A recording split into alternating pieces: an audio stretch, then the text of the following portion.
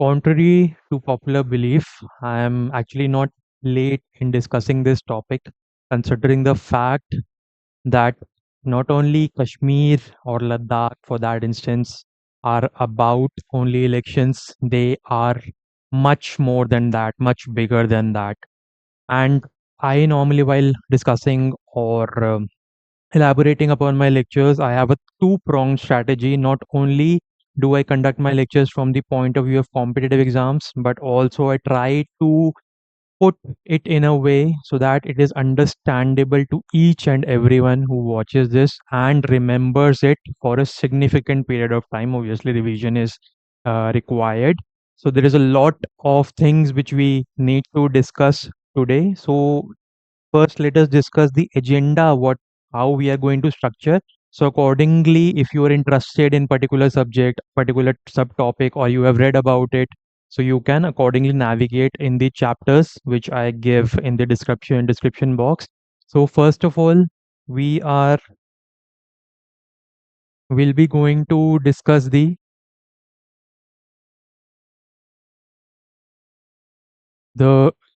geography, a little bit about the landscape. Then we are going to discuss about the history. We are going to discuss about the reorganization, Jammu and Kashmir Reorganization Act of 2019. We are going to discuss the political landscape which has existed over the years and what recent changes have been brought about. So, we are discussing the objective things. Basically, we are not getting into the debates. I don't care about what the exit polls have to say or who comes out on top. The only thing important to me or should be important as to our nation is the peace and prosperity as I displayed in the inaugural screen. Fine, so let's get to it. I'll try to make it as interesting as possible. So this is what our Kashmir looks like. This is the de facto condition, de facto situation or map of Kashmir. The de jure or by law, we consider this entire Kashmir as part of our existence. So I'll especially made a map, hand drawn map on the next page, which I will soon discuss with you, but you should have a fair idea of what we are discussing about. So basically, this green area, don't concentrate on the other sections. I'll make sure that you understand each and every aspect of this map, the important parts. So you can see this green portion is the Pakistan occupied Kashmir, and this yellow portion is the Aksai Chin, illegally occupied by our friendly neighborhood China. This is the Shaksgam Valley. It actually was occupied by Pakistan, but it was ceded or given to China. Okay, I don't know what for what favor. Then this is the Siachen Glacier. Okay, so here major battles have taken place. Then this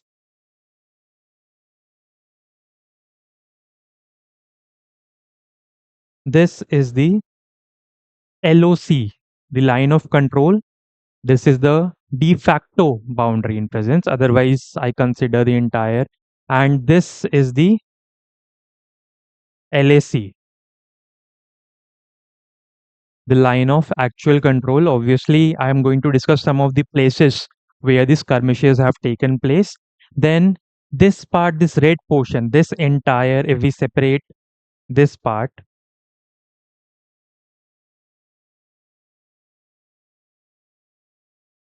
if we separate this part, okay, so this is the de facto region of Jammu and Kashmir, which can be broadly classified into two regions: the southern part, Jammu, and the Vale of Jammu and Kashmir, the Kashmir Valley. I'll discuss why it is known as the Valley of Kashmir. Even till not long ago, I was okay. It is Valley of Kashmir. Okay, we have Gulmarg, Srinagar, Wular Lake, Dal Lake, very beautiful and all. But there is a geographical significance behind it. Then this entire is Ladakh. If we extend the boundaries. So this Ladakh extends. There are two districts in Ladakh. One is Leh and one is Kargil. Okay. Detail I will show you properly so that you can understand in the next map. Okay. The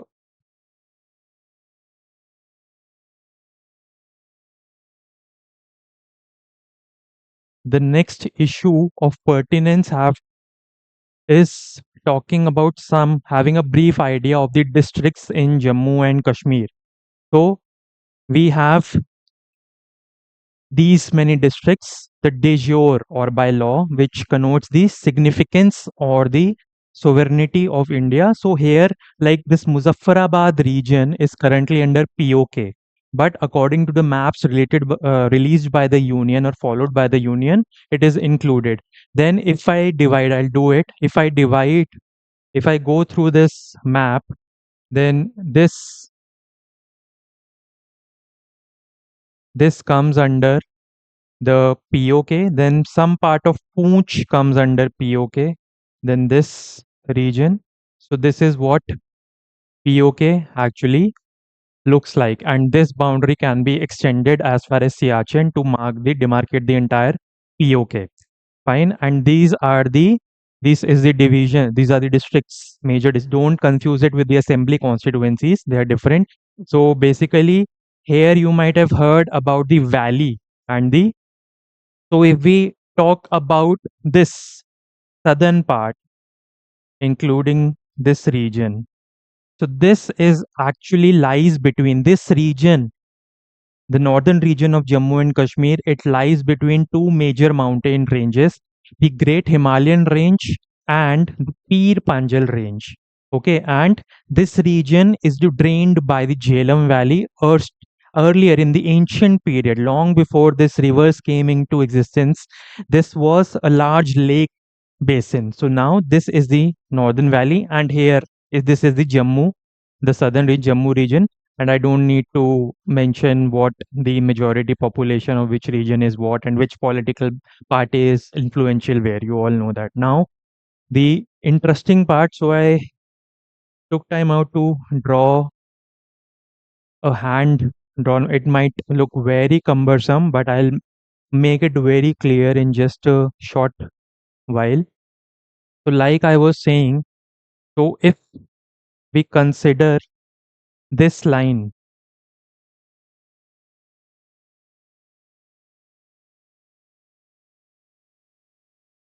fine.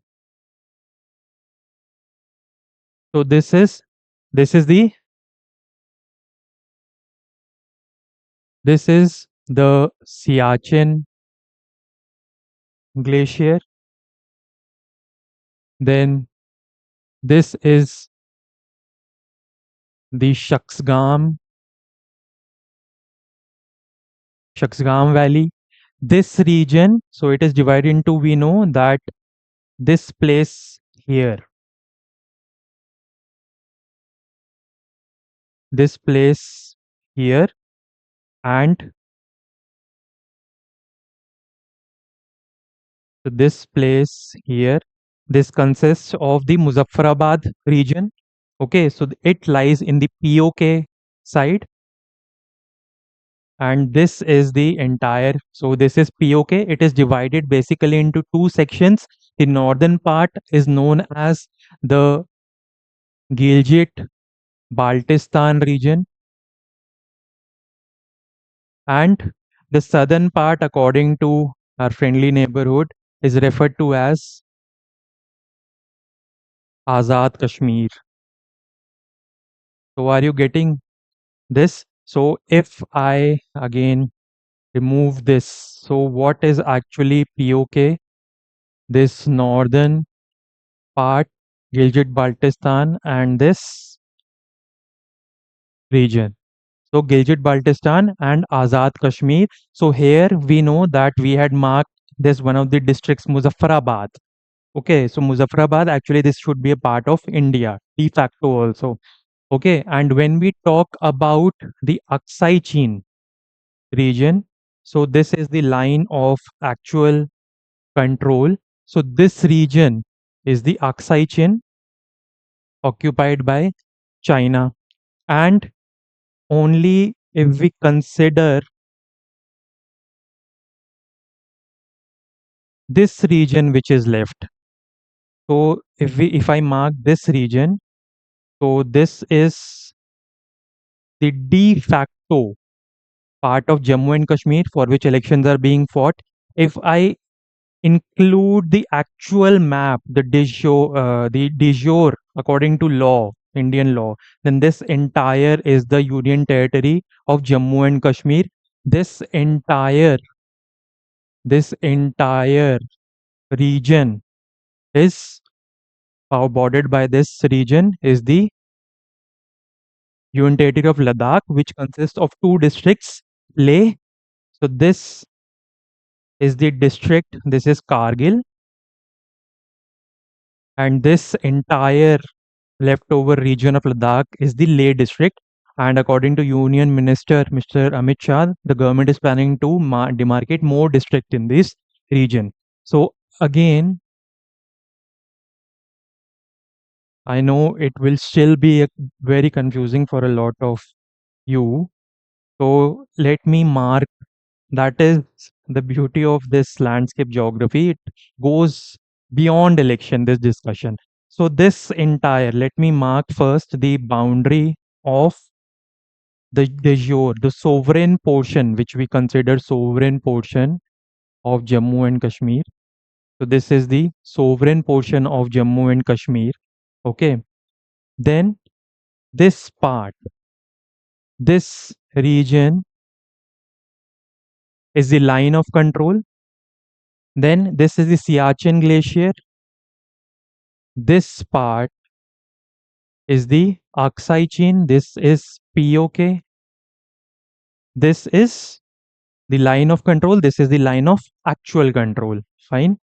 And then if we consider only this region, so this is currently the accessible region. Obviously, we cannot, the common citizen cannot go into POK. So this is the actual Jammu and Kashmir territory, which is which we can access to, we have access to, and this rest of it is this the Ladakh region, which consists of two districts. This is Kargil and this is Leh. Okay, but if we extend this, so only this will be Kargil and this whole will be Leh. So you can see what a massive extent is occupied by our enemy neighborhood countries. Okay. Further, I will elaborate over this so that it becomes absolutely clear to you. Some more places. Okay. So, rivers. Now, rivers are very interesting aspect. So, this is one of the major rivers. This is the Indus River. Okay. This is one of the tributaries of Indus Shyok River. This is the Nubra River. It originates in the Siachen Glacier, near Siachen Glacier. Fine. This river is the Jhelum River. This is the major river, which this is the Valley of Kashmir. This is the major river, Jhelum, which drains or passes through this valley. Other rivers, this is the Chenab River, the five another of the five rivers which make up Punjab. So initially Punjab was very big. So Jhelum and Chenab currently they don't flow through Punjab. So this is the Ravi River. And as we move south, which rivers we have? We have Beas and Satluj making five. This here is the state of Punjab. So you can see this border. It shares a small border with the Union Territory of Jammu and Kashmir, and this is Himachal Pradesh. Okay, so now I hope you are getting a better sense of what the map looks like. Now, some important lakes This everyone knows. Pangong So, a hotspot of clashes between India and China. This, for additional knowledge, Somoriri, another important lake in Kashmir, or we can say now in the Ladakh region. Both of these are not freshwater lakes, actually, there are saltwater lakes. This is Lake Wooler, which is the largest freshwater lake in India. It lies on the river. This river was Jhelum. Okay. And Jhelum and Chenab are also important from the point of view of the Indus Water Treaty. I'll not go into detail, but basically, according to Indus Water Treaty, the west flowing river, the Indus, Jhelum, and Chenab, majority of the consumption is allowed for Pakistan. So some river projects recently were in news which are being contested by Pakistan. They are constructed in being constructed in the Indian side. For example, there is a Ratle Dam on the Chenab River, and there is a tributary of Jhelum known as Kishan Ganga. So Kishan Ganga project is also, so Pakistan always has some problem that why are you doing this? Our farmers will starve, you will reduce the flow and whatnot.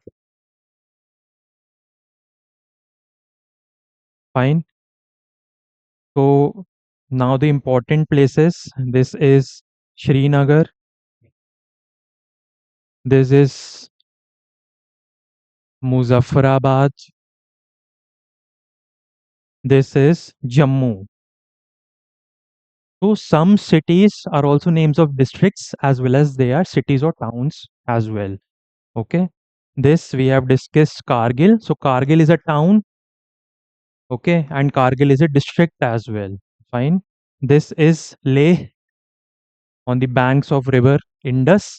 Then these places which I have marked, the other places, this I have marked because they were important when the clashes were taking place between the Indian army and the Chinese army. So this we have already discussed is the LAC. This part is the Aksai chain. So these are the Depsang plains. There is a place here which is also known as Daulat Beg Oldi.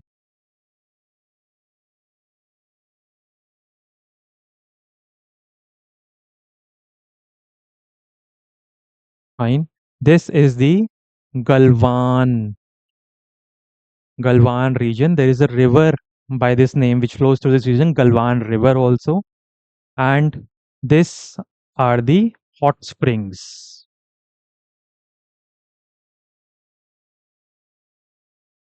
Fine. So I hope a lot of these things are clear to you. And finally, we come to the discussion of why this is known as the Valley of Kashmir, this region. Okay, the Vale, the Kashmir Valley. So there is a major mountain range, the Great Himalayas. So this mountain range which extends all the way to Arunachal Pradesh and beyond. So this is the Great Himalayan range. And there is a Pir Panjal range here which belongs to the lesser Himalayas or the outer Himalayas or the Himachal. So there are three parallel, more or less parallel ranges in the Himalayan ranges: Great Himalayas, Middle Himalayas, and the Shivaliks. So this Pir Panjal range is part of the Middle Himalayas or the lesser Himalayas, and this region of Jammu and Kashmir lies between. It is an intermontane. Intermontane means lying between two mountain ranges. So it is an intermontane valley. So that is why this has specific features. It is famous for the growth of saffron or saffron. Okay, so different. So that is how they are categorized. And we know all about the history in brief about history of terrorism. So this region I have marked intentionally North and South Kashmir because when we'll discuss the election aspects in detail, we'll discuss in brief which parties, although I am not politically affiliated or inclined in any way, but some of it is interesting. Why? So we have discussed the valley and some parties which hold major influence in these regions. We'll discuss about that. So even if you have doubts right now, you can post in the comments, or you can pause and visit again. But this is a very interesting portion. Okay, so the next agenda, as we had discussed, is history. We'll discuss only in brief. So this is a photo of Maharaja Hari Singh. So he was a Dogra chieftain. The Dogra chieftain. Now he was from 1846. From 1846 to 1947, Kashmir was a princely state. Okay, princely state. There were two categories in the British India when British was ruling. The princely states, which were indirectly controlled by the British, which they have kings, they had nizams, different names, and one is the British states, which the British controlled directly, like Bengal, Madras. Okay, so this Hari Singh, he was a Hindu ruler ruling over a majority of Muslim population. Okay, so this is a fact to be known. Now, at the time of independence, I have discussed the clauses of the Independence Act and Mountbatten Plan. So, according to the independence, in one of my previous lectures, so according to the Indian Independence Act, all of the British India after independence, they were supposed to be part of the Indian Union. On the other hand, some of the states, and especially the princely states, they were given the freedom or choice to either join the dominion of India, either join the dominion of Pakistan, or stay independent. So this Maharaja Hari Singh, he decided to say independent. He did not want to accede to any of the two newly created nations, India or Pakistan. Now, being a Muslim majority state, and Pakistan in close proximity, it shares a huge border with Pakistan. So, Pakistan always had its ulterior motive. So, it had always had an eye on accession, or in it terms, actual terms, annexation of this Kashmir region. More so because it had the opinion that all the Muslim denominated or dominated or Muslim majority regions, like for example, West Punjab went to it, East Bengal went to it, became East Pakistan. Then even we had Hyderabad region, which had no border shared with the this Pakistan. Also was played manipulated by Pakistan to join. There was a Nizam of Hyderabad. Then there was Junagadh as well, which wanted to accede to Pakistan.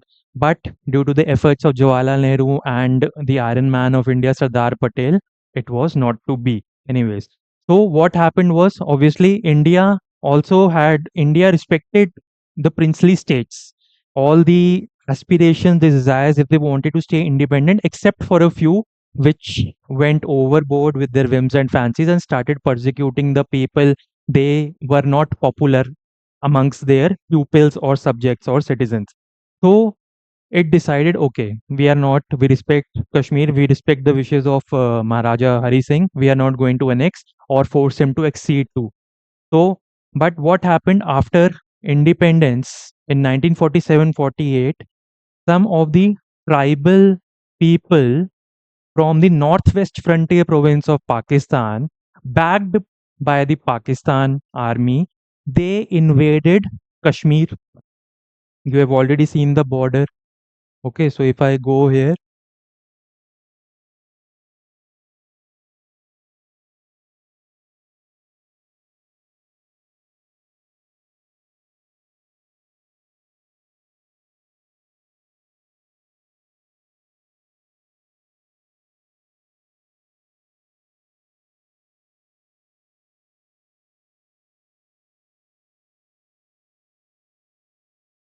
so you can also revise what we have discussed in the previous section.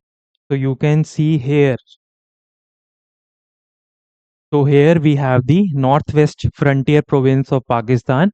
So they started entering Jammu and Kashmir region and occupying this region. And they advanced to quite a lot, quite into the territory of Kashmir. So, because Hari Singh was not capable of handling the army or the tribal people from Pakistan on its own, it asked for help from India.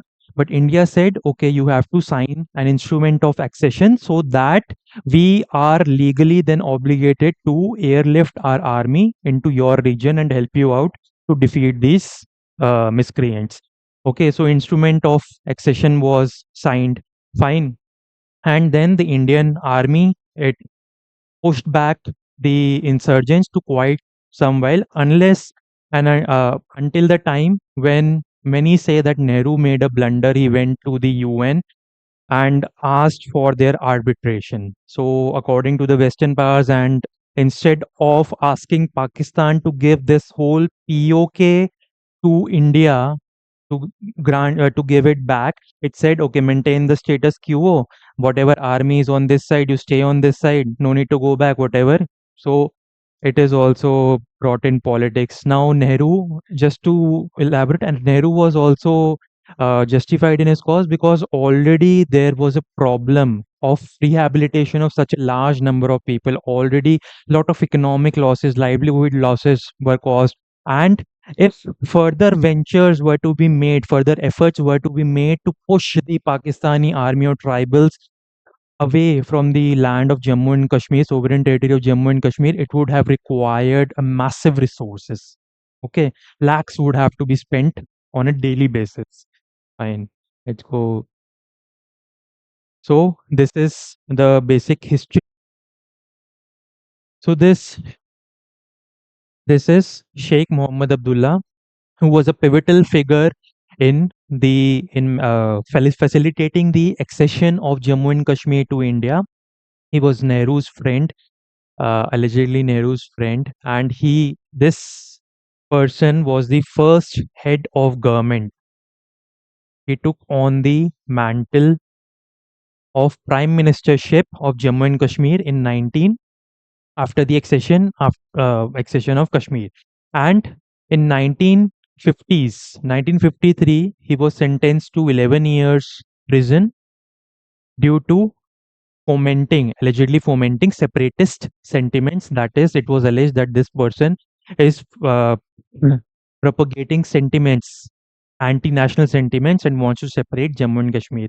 Then in 1965, he was again released. Then in 1975, he again took over the mantle or leadership of Jammu and Kashmir, but this time as a CM, and he remained till 1982, till his death. This is Mr. Farooq Abdullah.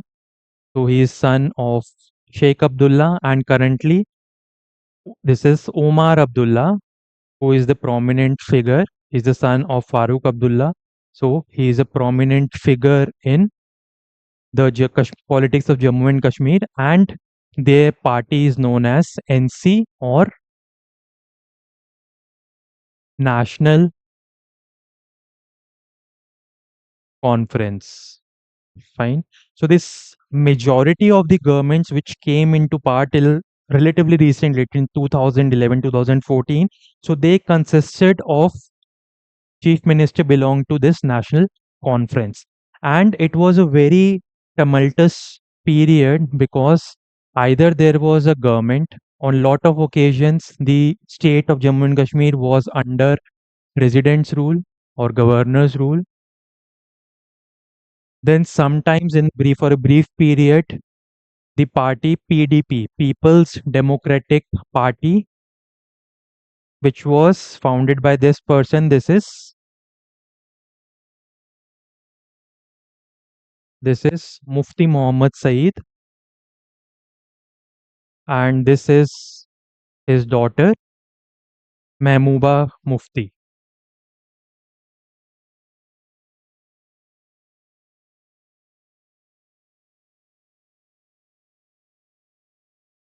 Okay, so currently this PDP is predominant party in the southern part of the Kashmir Valley. Remember, southern part of Kashmir Valley, but she is not contesting. We had discussed she is not contesting right now because she thinks that whatever the J&K Reorganization Act of 2019 grants the power to legislative assemblies, it is not sufficient. So her, her instead of Mehbooba Mufti, her daughter is contesting the elections. Okay. Then in for a brief period the Congress government also. Okay, so there are different parties, don't confuse. One is Congress, one is National Conference, then there is People's Conference also of Sajjad Loan, and there is National Congress Party, which of Pawars. Fine. So now this is very important, the rise of insurgency. So we are going to look into the causes. So till 80s, till the early 80s, till the start of the 80s, there was political instability, but some or the other form of government was running. But the major portion, the major cause of discontent was amongst the population, which was so so it was political.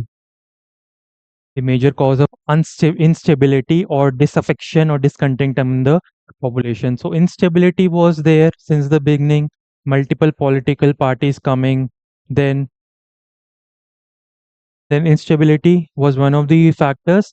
Then there were extremist or fundamentalist parties like the JKLF, Jammu and Kashmir Liberation Front, which tried to foment separatism and anti-national sentiments among the people. Okay, and then in 1987, what happened was that it was alleged that the elections to the state assembly have been rigged. So this acted as fuel to fire a massive matchstick, the spark to ignite the insurgent propensities. And events such as 1989, the daughter of Mufti Muhammad Saeed was kidnapped, and in exchange of her release, four militants were also had to be handed over. So these are what facilitated. Then this is just one aspect. So this is political aspect which fomented the insurgent propensities. Then we have Pakistan. So we have already talked about terrorism. We have the state-sponsored terrorism. A lot of terrorist groups we have heard in the past. The Hizbul Mujahideen, Jaish-e-Mohammed, okay, Lashkar-e Taiba. Then there was the ISI, Inter-Services Intelligence, which they provided arms, ammunition, intelligence, and they tortured Indian spies and Indian administrative uh, people to inhibit or provide hindrances in their intelligence network of India. Okay, so this was, but from 2004 onwards, there were assassination attempts on the president Pervez Musharraf itself. And after that, even the next president, Asif Ali Zardari, he said that these parties, all these groups are terrorist groups. So terrorism started declining for a bit. Okay. Then religion is a major factor of insurgency. And I'm not talking only about the Hindu Muslim divide. Apart from that, initially, the aim of the separatist groups or the insurgent groups was to separate Kashmir from India or make it independent. Gradually, it took on an Islamic fundamentalist dimension where they started using Quran as a negative means to promise freedom and more facilities, more content to the general population. So JKLF, Jammu and Kashmir Liberation Front, was the pioneer in this Islamic fundamentalism. Okay. Then we have the human rights violation, which was done not only by the terrorists, but the Indian army has been accused as well of doing that. There have been extrajudicial killings. There has been excessive use of force from ASPA, Armed Forces Special Powers Act, which gives the Indian army to detain, arrest, or shoot any person without a warrant. So that has been accused. They have been accused. So this is one major cause of concern or discontent. Then we have obviously the economic and social factors. So we know unemployment became a cause of concern. Okay, unemployment came cause of concern and even psychological impact. Psychiatrists have researched, they come to the conclusion that due to long periods of instability in Jammu and Kashmir, it has hampered the psychological development. There is now a generation gap, not in any normal, a generation gap between the seniors, the elderly, and the young population who have become aggressive, discontent. And we know that 2008 onwards, there was a new way to express discontent in the form of stone pelting, which the younger population it resorted to in order to express its disaffection or discontent with the government in power. Okay. So first we come to the legal challenges. That is when Article 370 was abrogated, the special status of JNK was taken away, the Article 370 was repealed. So when the matter went to Supreme, why the matter went to Supreme Court? So what were the arguments of the petitioners which argued against the repeal or abrogation of the article? So first of all, there is a concept of asymmetric federalism. So we know that India has a quasi-federal structure. It is unlike the unitary structure of Britain and unlike the full-fledged federal structure of United States of America. So quasi-federal means that although the state and centers have been assigned their separate powers and there is separation of powers, but when it comes to concurrent lists, example concurrent lists, or in some issues like defense, foreign affairs, so the center has a tilt or greater power as compared to state. So asymmetric federalism, according to 370, Article 370, the petitioner said that according to the instrument of accession, it said that apart from defense, communication, and foreign affairs, the union could not, did not have powers to make law on other affairs. So, in order to for the union to exercise that power, it had to consult or take consent of the Constituent Assembly, which had framed the separate constitution for J&K. Okay, so this is the feature of asymmetric federalism. So, although there are states which follow the quasi-federal structure, J&K was the only state which negotiated its terms of accession with the union government. So this was one. This Then next point was the autonomy.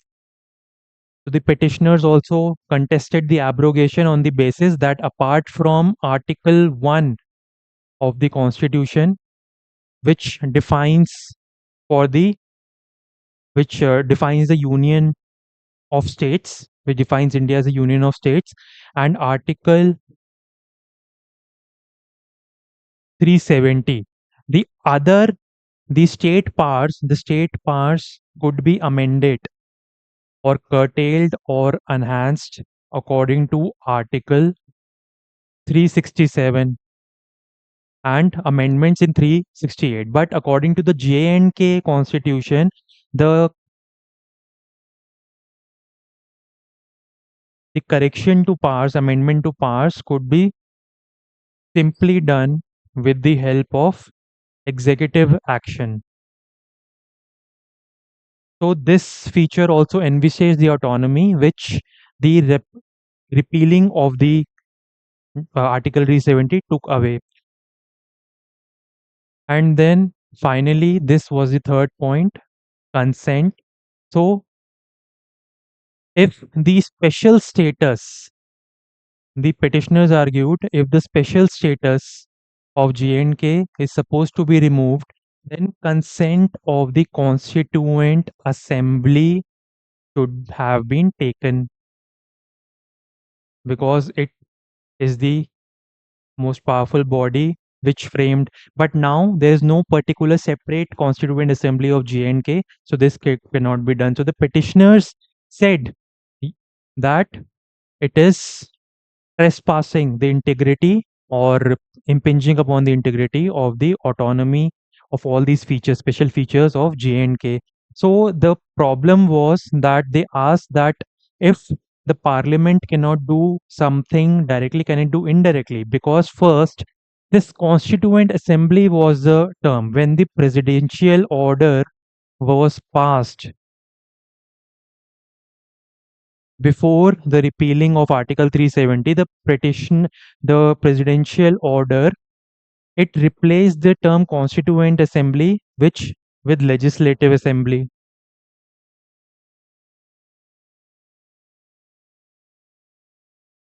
Using this word, Legislative Assembly, the Parliament or the government, it enforced the President's rule. It enforced the President's rule as per the provisions of the Indian Constitution. And finally, after President's rule was imposed, the the Legislative Assembly was dissolved. Okay, so the petitioners argued that is it is it possible that the term can be replaced? But ultimately, what the Supreme Court said that asymmetric federalism is not a sign of autonomy, it is not a sign of quasi federalism, and the status, in brief, status of the special status of J&K was for a temporary period. Okay, so this was the petitions were dismissed. And finally, the important, the powers of the new legislative assembly, which will come into picture once the election results are declared. Okay, so the J&K Organization Reorganization Act. For additional information, we know that the union territories, the administration of union territories is envisaged in Article 239 of the Indian Constitution, which says that the administration of a state, of a union territory, is to be carried by the president through appointment of an administrator, or in other terms, the lieutenant governor. Under 239A, so the powers given to the Legislative Assembly in the new J&K Reorganization Act 2019, it is equivalent to powers given in 239A to Puducherry, which is again one of the two states, now one of the three states. Puducherry is one another state which is a UT with legislative assembly. For Delhi, there is a special Article 239 double A, in which under which there are provisions which lead to tussles between the Chief Minister Arvind Kejriwal and the Lieutenant Governor, such as control over public order, land, police, and also the Anti-Corruption Bureau and the civil services, all India civil services. So the powers basically, one is the legislative powers under section 32, which gives the power to the legislature apart from police and public order. The assembly cannot legislate on police subjects related to police and public order, and it can make laws on subjects contained in the state list and the concurrent list in the seventh schedule of the constitution. Concurrent list in lieu of the fact, only pertaining to the fact when it if it does not contravene the laws of the parliament. Then we have financial powers under section 36 of the J&K Reorganization Act. So financial powers, one important clause why the politicians, why the opponents feel that this act is not sufficient to give independence to the legislative assembly, because if any bill related to financial subjects is to be introduced, then it has to be recommended and it has to be first recommended by the lieutenant governor. So if any financial decisions have to be made, the assembly cannot do it independently. And further, the lieutenant governor has also been given expansive powers. So one section deals with section 53. So it deals with granting discretionary powers to the lieutenant governor in terms of subjects or laws which do not come under the state list. Okay. Then other aspects of this reorganization act, the all India services, the appointment, duration, the tenure, the composition of anti-corruption bureau, that will lie with the LG. Then any subject of importance or decision, the final authority will lie with the lieutenant governor. It cannot be challenged in any court. Okay, that is also an issue of contention. Okay, then the governor also has prosecution powers. Okay, so this some of the powers which have been sweeping powers which have been given to LG. So these the people are not satisfied with it. Okay, but still I believe many researchers believe that if the any a particular assembly with lessened powers is better than no assembly at all. Then the recent trend, how the landscape now initially in initial part when we were discussing the political landscape of Jammu and Kashmir, we had discussed about the two or three major parties. One was PDP, People's Democratic Party, National Conference, the Abdullahs, PDP, Mufti Saeed, then Congress. Now new parties have come. Now this is Engineer Rashid. He came quite famous. He became quite famous. He was in the news because he secured the place of MP in the Lok Sabha despite incarcerated or in Prison. So he belongs to another party known as AIP, which is known as the Awami Ittehad Party. So if we consider the North Kashmir region, we are talking about the valley. So in North Kashmir region,